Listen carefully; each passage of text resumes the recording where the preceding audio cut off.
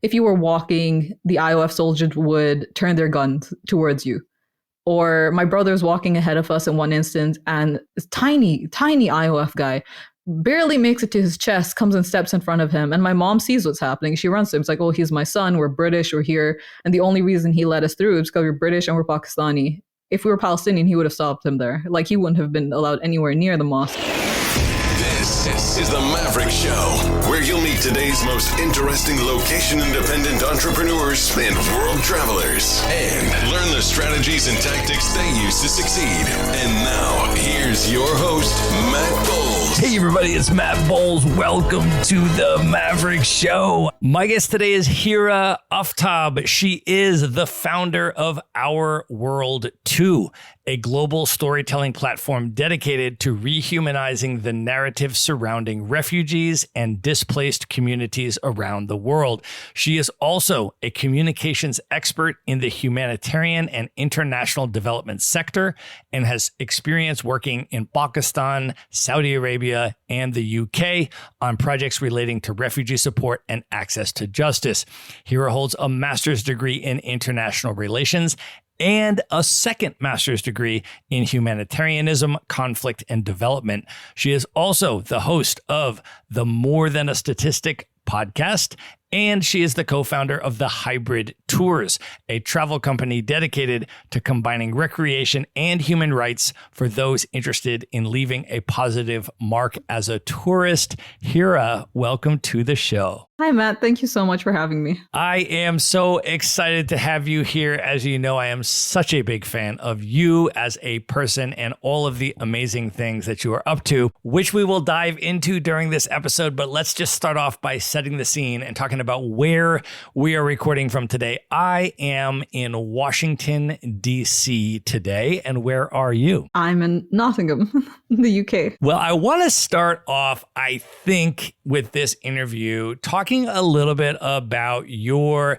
family background, your family history. Can you share a little bit about your grandparents' experience during the partition of Pakistan and kind of take us back and maybe set the stage and the context and the time frame for people that aren't familiar with that history? For sure. So I will start this by saying a lot of the experiences I learned off that my grandparents went through or from my mom and her siblings. I was very young when they passed away, so it wasn't something I had the opportunity to discuss with them. So my granddad was actually already on the side that would eventually become Pakistan. So I'm not entirely sure how his experiences were. But for my grandmother, she was actually from a small town or village, I'm not entirely sure, in Gurdaspur. And she stayed there with her mom and her siblings. And her mom was a single mom because her dad had passed away early.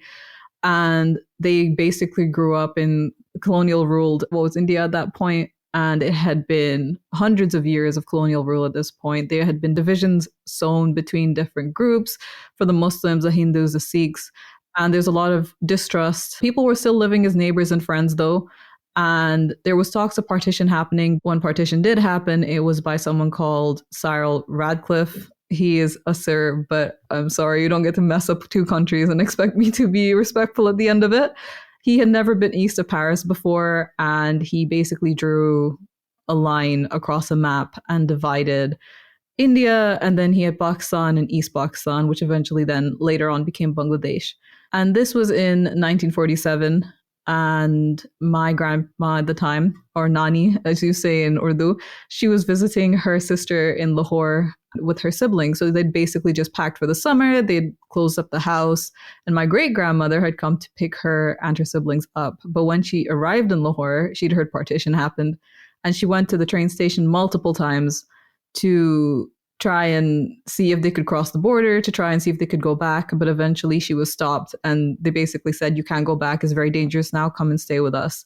So they ended up living long-term with my Nani's oldest sister and her husband. And they all went to school there. They had to rebuild their lives there.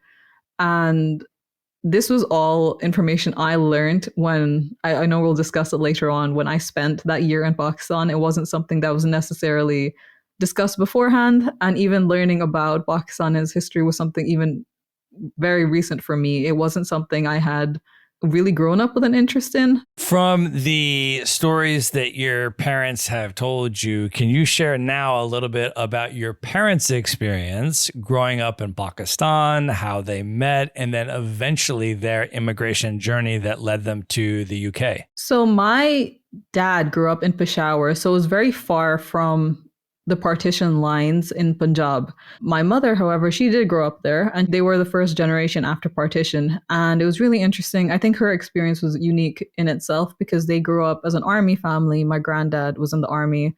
There's 6 siblings together. So they were all born in different places in Pakistan. So they literally lived everywhere. How they met is my parents are both doctors. They ended up working in the same hospital, and my uncle and my dad were actually very good friends. And I think he became family friends, and they kind of met and took it from there. And then I think my grandparents have too. And then I think the move to the UK was very much that further education has kind of weighs more if you go to a country in the global north. I don't think that's something we can ignore. And there may be more opportunities, and it's more highly paid. So a lot of people, my friends' parents included, ended up kind of making that move. So I want to ask you also, of course, about your experience growing up in a Pakistani immigrant home in the UK, but you also lived and grew up in Saudi Arabia. Can you share a little bit about that experience? And when you think back as you were coming up, how you navigated your Pakistani identity when you were living in the UK, when you were living in Saudi Arabia, and take us on that journey a little bit, how that was for you. So I think it's been really interesting. I do think I 100% embody a third culture kid. I've taken different parts of being what it means to be Pakistani, what it means to be British, and what it means to have grown up in Saudi, and kind of we've made our own culture as a family. So it was really interesting because I was born in the UK, and for a lot of the initial years, I'm not going to say I remember much. I just remember it being very cold. And I remember my dad had to work a lot, and we were spending a lot of time with my mom. But my grandma used to come visit when she was alive. And we had aunts coming over and uncles, and we had a lot of friends here. But then going to Saudi the first time again, I remember more because I was older. And I remember it was a lot of fun. And I think it's really interesting because I've been through the American, the Scottish, and the English school systems. And they've all been quite different, but it's been an interesting learning curve. And I just remember the different distinct parts of my life that I can associate with each country.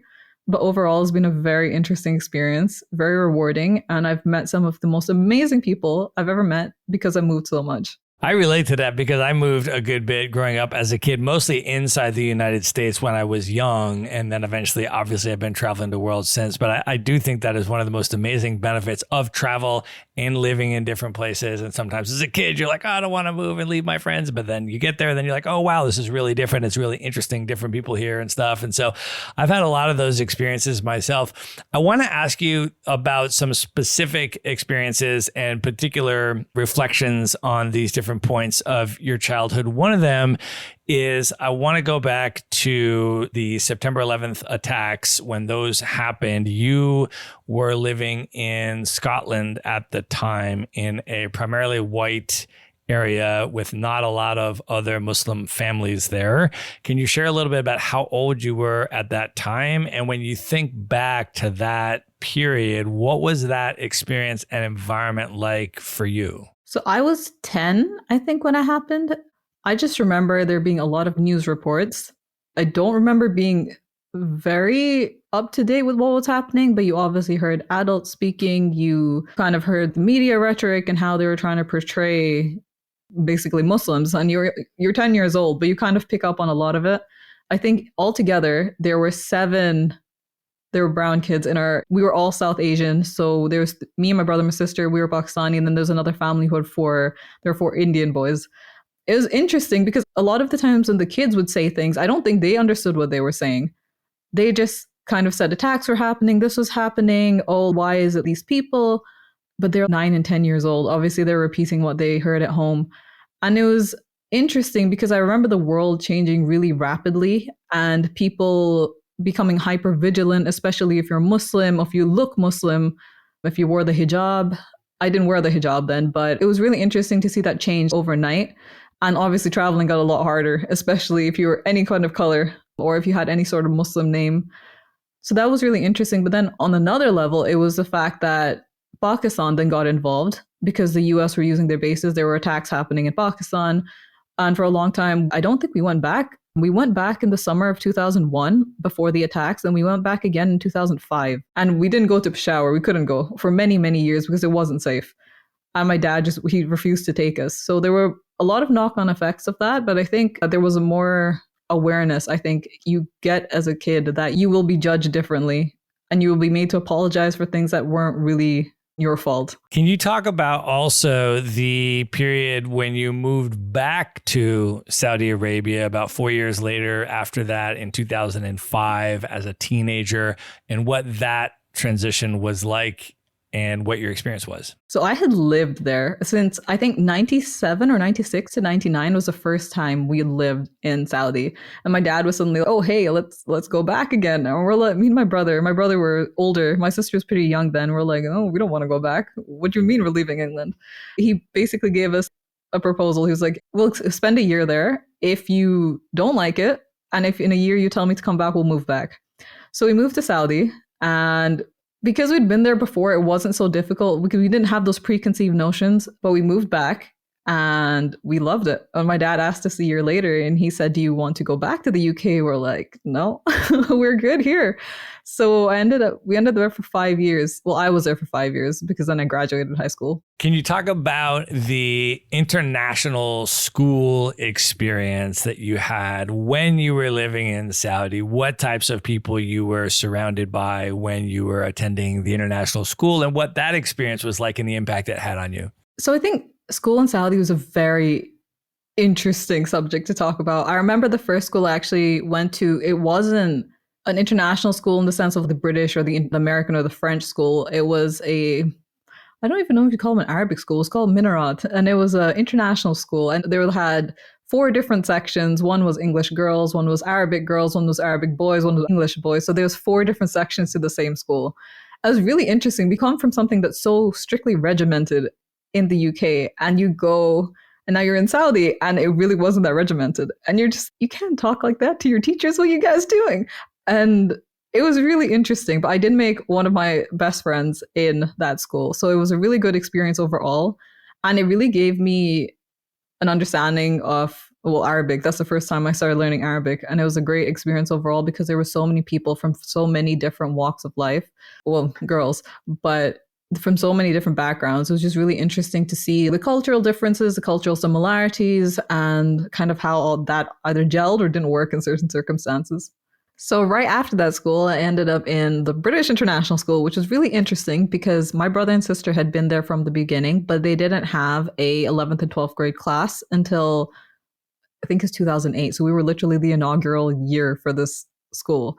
It was very interesting again because you had a whole nother group of people, because where you had a lot more people from the global north and you had a lot of people who were diaspora, basically, who'd grown up in different countries. And I shouldn't say Saudi diaspora, Pakistani diaspora, people who had grown up in the global north but found themselves in Saudi, which is really interesting. That was fun. I think those 2 years, if I ever had to repeat years of my life again, would probably be those 2. We had this giant building that was made specifically for the 11th and 12th grade class, and we were the only 11th grade class. So we got the entire thing to ourselves. And again, met one of my best friends again in that school. So I met both of them in Riyadh. And it was absolutely incredible because you made these amazing friends. They were still figuring out a lot of things in the school because we were the first year, but overall it was a great experience. And I think it was fun. And then when you graduated, what was your decision-making process in terms of where you wanted to go to university? So in Saudi, the thing is back then, especially, there weren't a lot of higher education institutes. So it really wasn't an option to stay. You could go to another country in the Middle East. You could go to something in the Gulf, but then they always had issues with converting your degree if you get it from another part of the world and then you coming to the UK. So that was kind of out of the option. Another option was go to Pakistan, but as a true diaspora, no. So I moved to the UK again because we'd lived there before and it just seemed like a logical move, really. And the British universities are much better. Well, I also want to ask you about some of your other travel experiences that you subsequently had going to very different places like East Asia, Southeast Asia. Can you talk about your experience spending time in Japan and Korea and Southeast Asia? I think a lot of that traveling can be attributed to living in Saudi, or my parents still being in Saudi, because it was so accessible to go to the rest of, well, the Middle East and Asia. And I absolutely loved it. When we went to South Korea and we went to Japan, and right before we went to South Korea, I've always watched anime, so I really wanted to go to Japan. It's going to be so basic, but I love Pikachu. It's like my little mascot, and I really wanted to go to Japan. And my parents were like, oh, why don't we add South Korea to that? And someone at the time introduced me to like K-pop, and I didn't listen to a lot of it before then, but I listened to so much. By the time we got to South Korea, I knew all the bands, I knew all the members. This was back in 2015. I don't even know if they're active anymore, but absolutely loved it, loved going, sparked my whole interest in Korean beauty. But it was really interesting because when we went to Seoul at the time, I think the first thing we saw was a outside exhibition of countries that had helped South Korea during the war, I think from 1950 to 1953. And there was a bunch of different countries listed. Pakistan was listed. I was so surprised because I'm like, oh, this is interesting. And at that time, I didn't know. I'm not going to say I'm a self-professed expert in Pakistani history, but I knew even less then than I did now. So I was like, oh, that's interesting. I didn't know we helped countries like that. And as we walked around, we learned more about the comfort women that were used during the Korean War and how the colonization of South Korea in general by Japan. And that was interesting because I never really thought about colonization, but we'd heard of colonization from the global north. But how did that look when it was a country? I don't even think Japan is in the global south, but we should say an Asian country. And it was really interesting to learn that. And we went to, I shouldn't say interesting, it was really sad to learn that. And then we also went and visited the DMZ, and they have binoculars so you can look into North Korea. And I think from the North Korean side, they've set up basically what is a propaganda city. There's a bunch of skyscrapers, there's a bunch of really very well-developed roads and everything. It was really interesting to see that. And also the 38th parallel, which I didn't know anything about at the time and I'm still learning about. But I think learning that about a country that essentially you listen to K-pop, you'll watch the K-dramas, but I think at that time I just hadn't watched anything that dealt with what is essentially the partition of Korea. And then going to Japan after that, it was a really good experience. I did enjoy it, but I also started looking not a little more critically. Japan is a great country, I'm going to say. But then we also started learning about how Imperial Japan had acted, how it had kind of colonized countries around it. And then we also went to Hiroshima. We went to Ground Zero, where I think it's observatory, and you saw the absolute destruction that nuclear weapons can have. And you saw, I think, the son of a survivor. He was there collecting signatures to sign a petition that basically said we should end all nuclear war. And you're sitting there looking at this and you're like, how have we not learned? So I think it was a very eye-opening trip in general. But then we also went to Thailand. We went multiple times over that time period that we were in Saudi. And it was, I think, one of the only countries that wasn't colonized. And it was incredible. And they are very proud of it. And they talk about their history and they talk about their culture. And it's really interesting to see how all of these different countries have kind of progressed over the same time, because I kind of keep comparing it to Pakistan.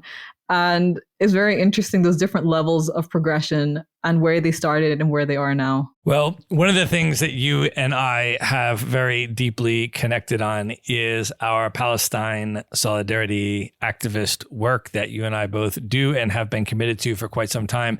I want to talk a little bit about your journey. First of all, coming to consciousness on the question of Palestine, and then also get into the trip that you took to Palestine and what your experience was like. So can you just share a little bit of background just in terms of like your personal journey, becoming aware of the Palestinian struggle and connecting with that and deciding that you wanted to be in solidarity? I think just before I answer that, I do want to say the only reason I'm a humanitarian and activist today is because of Palestine.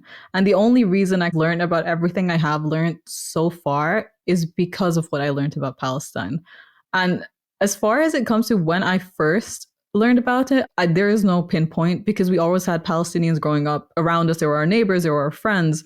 And you understood that there was a conflict there. You kind of understood that there was apartheid, but you didn't necessarily recognize how bad the situation was. And I remember I went with a friend in 2011 when I was doing my undergrad, and we went to a Palestine protest. And that was the first time I'd ever been. And I remember after that, I started listening to this artist called Loki. And if you haven't heard him, I 100% recommend you do. And when I started listening to his songs, he introduced so many topics. I was like, how have I not heard about this before? He talked about Palestine. He talked about the US involvement in it. He talked about the weapons industry. He talked about how all of this kind of draws together. I think that was also instrumental in me kind of going on that journey of learning more about Palestine, about human rights, about history in general. And then in 2016, I did have the opportunity to go to Palestine. And before I start this story, I think I do preface it by saying that if I knew then what I know now, I might not have taken the trip, because I've met so many Palestinians since then who kind of turn around and say, but we can go to Palestine. And I think in solidarity with them, I probably would not have gone. But back then, 2016 was kind of the beginning of my journey. And we went to Jordan for a family vacation, and my parents suggested, hey, let's cross. Let's see if we can get into Palestine. So we went across the land border. We were stopped for 5 hours at the border, and my parents' passports got stamped. And the reasoning was, if you're over 50, you're not a threat, basically. Me and my brother and sister, ours weren't. And we were just kept there. They didn't ask us anything. They just gave us weird looks occasionally, came to like go over our bags with these random devices, kind of looked over our shoulders to see what we're doing in our phone. I think at one point, my mom just turned around and be like, do you want to look at my phone? I can just give it to you. Just ask. And then he just walked away. So for 5 hours, we were not kept. It wasn't detained. We just sat there. We sat there because they had our passports. And my parents had basically very clearly stated before the trip that it's all or none of us. So we either all cross or we all go back.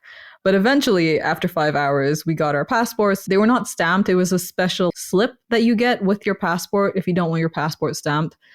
And it was so funny because he said, oh, make sure you only stick to our territories because we cannot guarantee your safety if you go to Palestinian-held areas.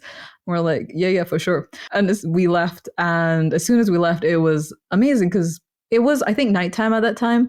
But the next day, we went to Ariha. And I'm going to be using the Palestinian names for places. So we went to Ariha and we met these amazing people who were selling these Palestinian grown, I think, Majdul dates. And we bought so many boxes and they were like the most amazing thing we've ever tried.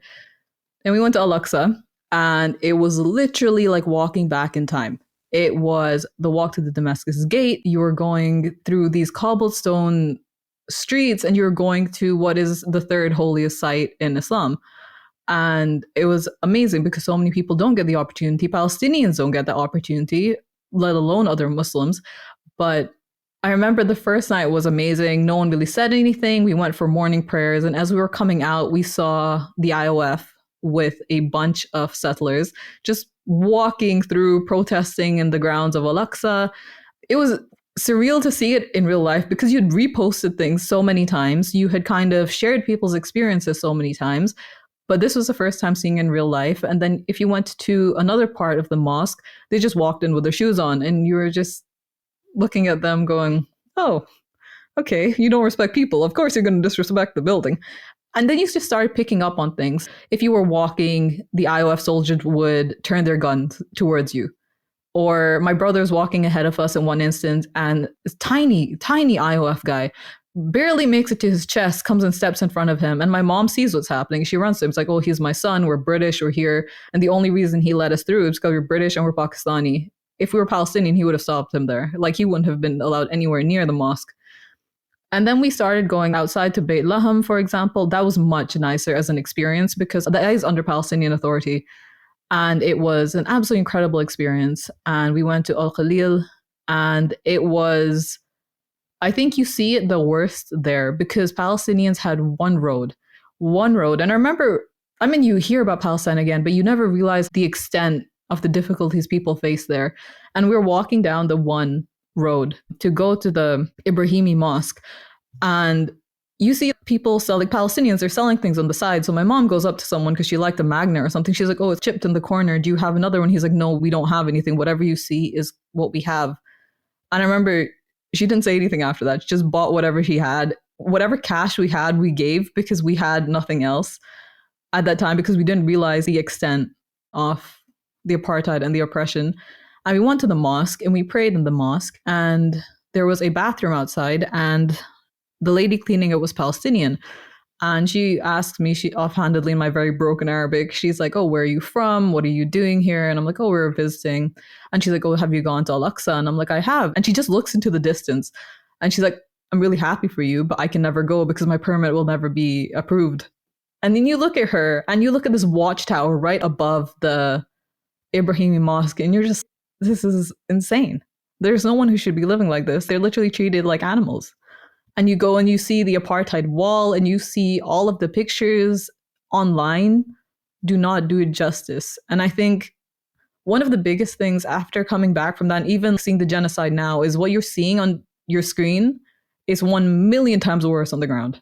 So I think that Palestine trip, I think after that, it was just, you can sit here and you can be ignorant your entire life, or you can do something about it. And I think that was a point that I decided I don't want to stay silent about things like this. So let's talk about that journey from there forward. I want to ask about the graduate work that you decided to do and your master's degree in humanitarianism and international development. Can you take us a little bit on that journey and what that graduate experience was like for you? So my undergrad was actually in business. And I remember when I was deciding what to do for a master's, I had a random course I took in my third year, and it's something to do with the EU agriculture policy. I'm like, oh, wow, interesting. So I started kind of Googling around it and I came across international relations. I'm like, oh, this is interesting. And this was before the Palestine trip. So this was 2013 to 2014. And I was like, oh, maybe this is an interesting thing to do. And when I started the course, it was interesting at the time, but I felt it was very, very heavy on the theory. And there wasn't a lot of practical experiences. There weren't a lot of practitioners coming from the international development or humanitarian sector to actually talk about their experiences. It was just very like, this is liberalism, this is realism, this is feminism, and just being expected to kind of memorize it, so to speak. So when I had some more professional experience and I came across the second master's, which was in humanitarianism, conflict development, I'm like, oh my God, I have to do this, because I read through the course and I'm like, this is what I want to do. It has real life experience, has people who already had that experience, and it's not all theory. And I applied and thankfully I got in. Well, I want to ask you about one of the trips that you took during your program to Jordan. And if you can share a little bit about that particular trip, your encounters on that trip with refugees from Syria and Palestine and so forth, and how that trip impacted you. So I think this is one of the reasons I'll forever be grateful that I did that second master's, because the majority of it was actually online, but then we had 3 or 4 residentials, and one of them was actually in Jordan. So one of our lecturers went and organized this entire trip to Jordan. We're like, oh my God, this is going to be amazing. So we went to Jordan. We saw the work of a bunch of different INGOs, local organizations, and we saw a Palestinian, they call it a refugee camp. It's not a refugee camp anymore because they've been there for so long. It's basically their fixed structures, their buildings. And I think that was the first time we learned about the difference in the legal status of a 1948 Palestinian refugee and a 1967 Palestinian refugee. And I think even just learning that was very interesting, because we didn't realize there were classifications of refugees at that point. It was just they're Palestinian refugees, but then some people got the nationality if you came in 1948, 1967, you didn't. And that was, I think, really eye-opening in general. And it kind of got me thinking about, okay, so you have refugees, a group that are largely disenfranchised, largely stereotyped, and then you have categories within these refugees. And that was the first time it kind of came across my radar. And then we went to Camp Azraq. And this was a life-changing experience, if you will. We went to Camp Azraq, and it was a camp in the middle of the Jordanian desert for Syrian refugees. And now imagine, if you will, being in the middle of a desert in a corrugated metal sheet. That's what they were made out of. It wasn't the traditional tents that refugee camps are made out of. It was sheets. And people were getting second-degree burns when they were touching the walls of their supposed house. And I remember there were some engineers working on a project to cool down the accommodation. And I went up to him, and he was, I think, someone from the global north. I can't remember exactly where he's from. And I asked him, I'm like, oh, why don't you invite engineers from the global south? They're used to working with less resources. I mean, it's true. That's the fact. And he's like, no. I'm like, okay. Then I was like, why don't you just ask the people in the camp? Obviously, they must have ideas of how they can improve their housing situation. He looks me dead in the eyes and goes, all the good ones are gone. I'm standing there looking at him like, how do you so brazenly say that? And it brought back all my experiences and all the experiences I think I've learned of so far, that it's a good immigrant, bad immigrant rhetoric, and how you stereotype an entire group of people just because you think they have nothing to offer. I'm like, have you talked to them? And he's like, no. And I think literally that night we went back to the hotel we were staying at, and I turned to my friend. I'm like, listen, I have an idea. I'm starting this organization. I'm going to do it. And that's how Our World 2 was born. Let's talk a little bit about that. Can you share what the concept was for Our World 2 at the time, and then talk about the evolution of the platform and what it is today? So Our World 2, at the very basis of what it is, it's a storytelling platform to rehumanize the narrative around refugees and displaced communities around the world. And I chose storytelling because in South Asian culture, it's such a huge part of the culture. And it's how I learned my own grandmother's story because it had been passed down. And it's how you can destroy media narratives. Because if you hear from the source, you cannot dehumanize them anymore. At that time, the refugee crisis, quote unquote, had already happened in Europe. You already had these stereotypes about being undeserving, about being terrorists, about coming to change European values, about taking over our land, whatever it was. But no one had ever asked, or there was very limited engagement with people who had that experience. And it just struck me as odd, as why are you speaking for a whole group of people who clearly have a voice? You just don't listen to them. So it very much started off that, and it started off on social media and on our website. But I think very quickly we realized that because of TikTok and the invention of short form video content, a lot of people aren't going to scroll through 10 carousel slides. They're not going to sit through reading paragraphs on a website. So we had to adapt over the years. So that's where More Than a Statistic as a podcast came in, because everyone listens to podcasts. I definitely listen to yours. I listen to a bunch of other podcasts. I'm like, that's amazing. So many people listen and they are willing to engage with these topics. So I started interviewing people and reaching back out to people I interviewed before. I'm like, hey, would you want to do this podcast instead? So essentially, it was just another way to get that message about showing the people behind the statistics, behind the news, behind the rhetoric, the negative rhetoric politicians in the media show, and putting them in front of the camera, or so to speak, so that they can define themselves on their terms. Well, I definitely want to encourage people to listen to the More Than a Statistic podcast. So wherever you are listening to this episode, as soon as it is over, you can just type in More Than a Statistic, and that will come up on your podcast platform. I have listened to many of your episodes, as you know. I've been texting you feedback on a whole bunch of them, and there are some really, really important guests and stories and educational information in that podcast that I think are incredibly important for people to hear. So you do a fantastic job with everything from the guest selection to the interviews. You really draw out some important things. And so I want to encourage people to check that out. We're also, of course, going to link it up in the show notes, and you can find everything we discuss in the show notes at themaverickshow.com.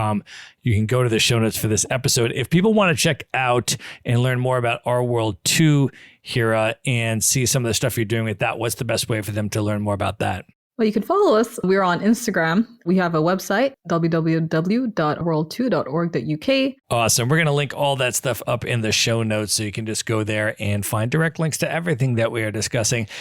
Hira, I want to ask you now, since you've had these personal experiences in Jordan that you were talking about, and you have finished your master's degrees in these topics, now that you reflect back on this and the things that you have learned and the things that you have seen, can you share a little bit about some of the critiques that you have developed about the dynamics in the humanitarian sector overall that people should be aware of and conscious of, that people might not initially even know about or understand?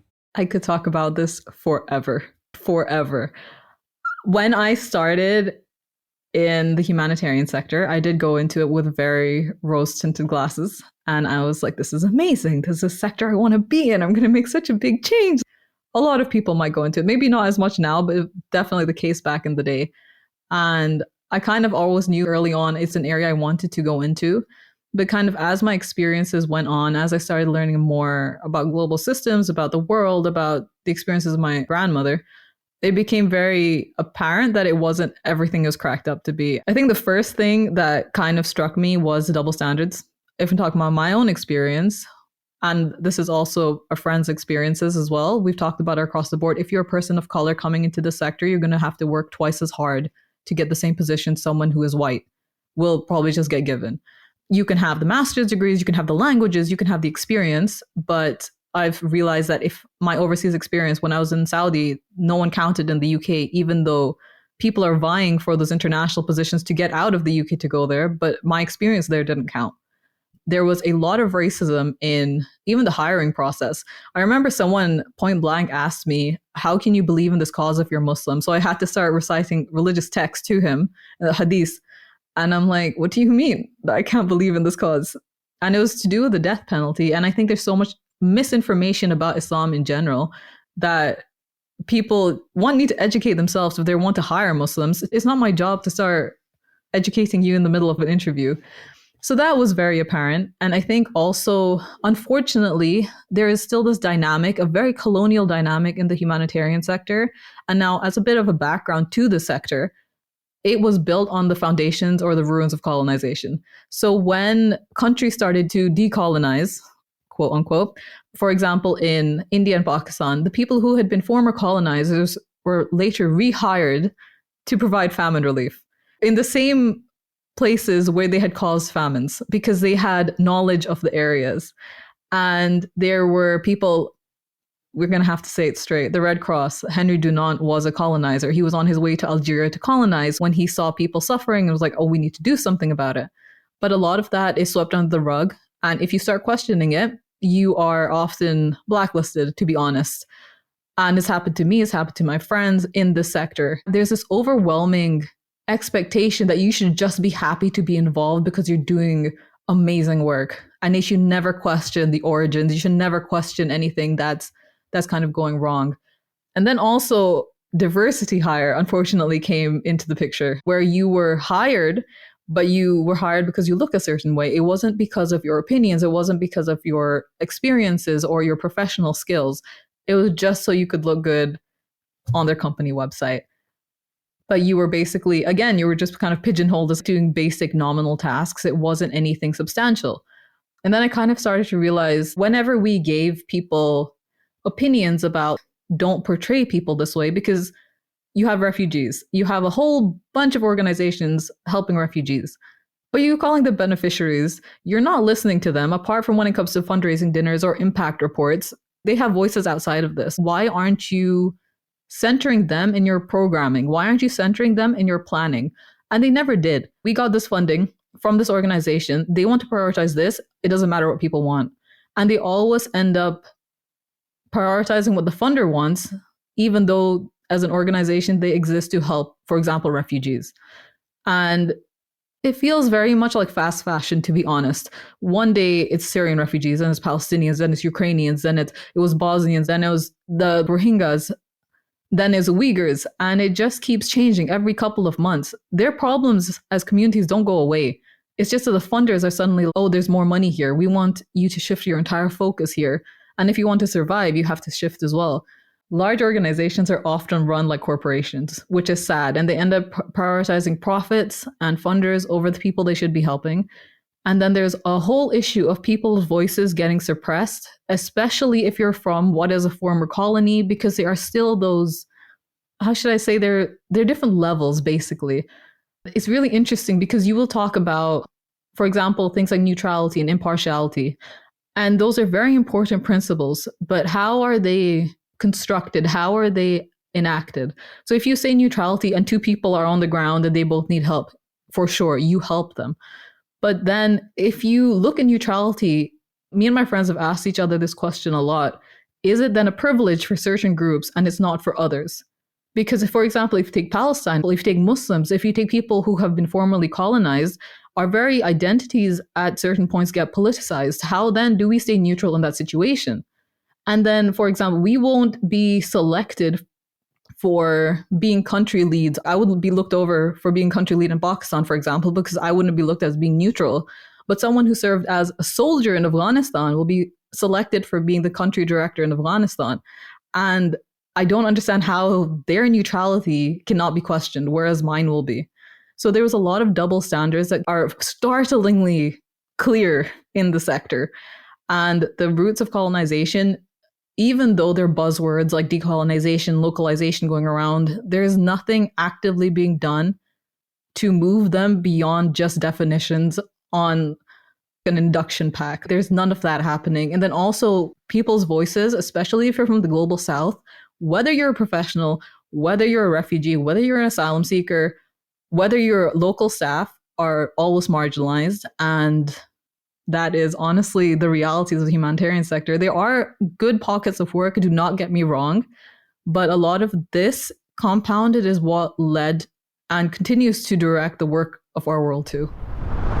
All right, we're going to pause here and call that the end of part 1 for direct links to everything we have discussed in this episode, including all of the ways to find, follow, and connect with Hira, and to get your $100 Maverick Show listener discount on her upcoming hybrid tours.